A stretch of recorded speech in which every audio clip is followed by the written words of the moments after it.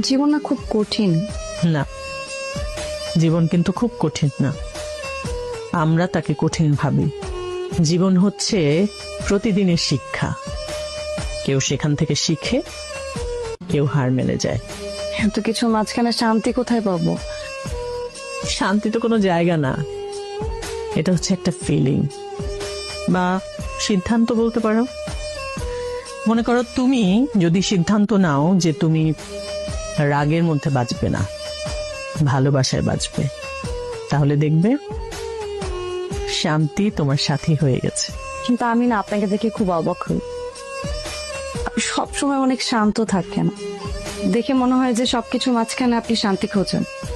কারণ আমি বুঝে গেছি জীবনে মানুষ কখনো বদলায় না, বদলায় সময়। সেজন্য কোনো মানুষকে চেঞ্জ করার চেষ্টা না করে